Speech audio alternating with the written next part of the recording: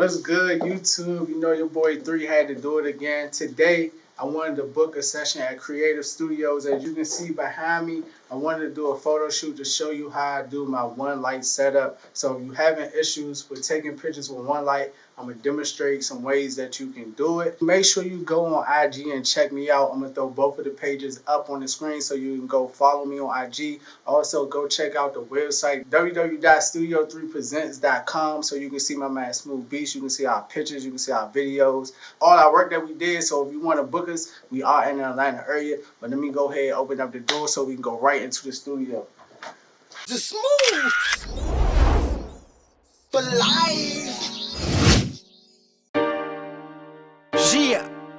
I go by him, Young PK, you ain't know me by the way. For life. Let's get it. Tryna stay on my shit.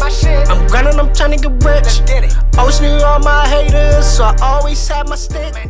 Alright, YouTube, if you want to get great pictures using the one light setup, it all comes down to the placement of the light. As you can see, the light is a couple feet above the model's head and is angled down. The reason for this is because it gives a nice flattering look to the model's face. You want to make sure that you don't place your light too high where it's only lighting up her forehead and bringing a shadow in her eye. You want to make sure that you get the reflection of the modifier in her eye, just like I did here in this example.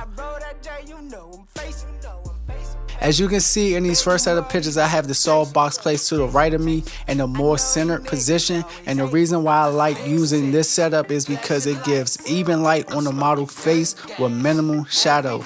Also, it gives the model more flexibility for her or him to move left and right and still get great lighting on their face, as you can see in these pictures right here.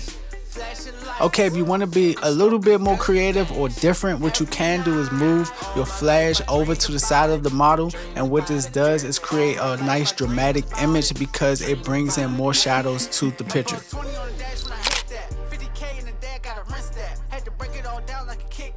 So normally I do like shooting this way because I like the dramatic feel that it brings, but what happens when you do this, you limit your model from a lot of poses. So when you have the flash on one side, if they turn to the opposite side, no longer will the flash be hitting their face, so therefore you will create shadows on their face and the flash will be lighting up the back of the head. So make sure you keep that in mind when you're using this technique.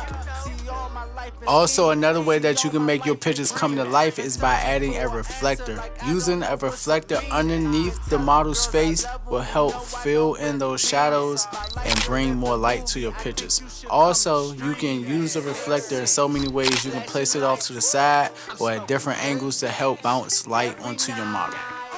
Alright, YouTube, I really appreciate y'all watching this video, man. Make sure you comment, like, and subscribe. I hope you learned something, and shout out to Samara Poe, for coming through and doing this photo shoot with me. If you want to book her, she is in the Atlanta area, so make sure you go hit her up. I will put the IG up for y'all.